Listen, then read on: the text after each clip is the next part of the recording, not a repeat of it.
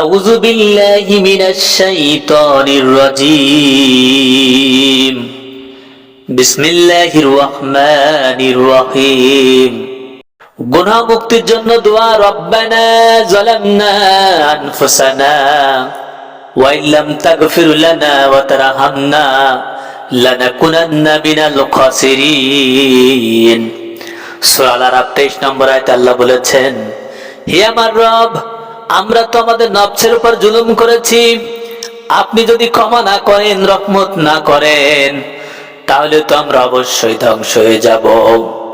রব্বানা যালামনা আনফুসানা ওয়া ইল্লাম তাগফির লানা ওয়া তারহামনা লানাকুনান্না মিনাল খাসিরিন। হিদায়াতের পথে টিকে থাকার দোয়া।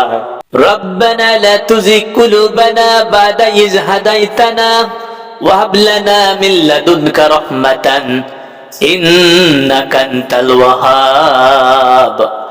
হে আল্লাহ, একবার যখন দয়া করে হিদায়াত দান করেছেন, অতঃপর কখনো আমাদের দিলকে বাঁকা পথে যেতে দিবেন না। আপনার পথ থেকে আমাদের উপর রহমত বর্ষণ করুন, আপনি অবশ্যই মহান দাতা। সূরা আল ইমরান 8 নম্বর আয়াত।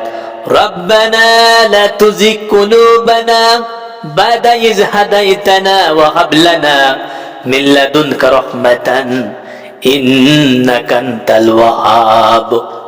পিতামাতার জন্য দোয়া। রব্বিরহামহুমা কামা রাব্বায়ানি সগীরা।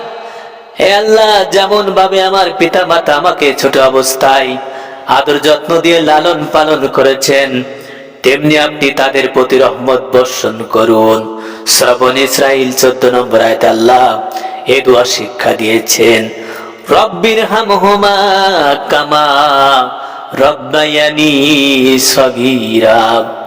হে আল্লাহ, যেমন ভাবে আমার পিতামাতা আমাদেরকে ছোট অবস্থায় আদর যত্ন দিয়ে লালন পালন করেছেন, তেমনি আপনি তাদের প্রতি রহমত বর্ষণ করুন।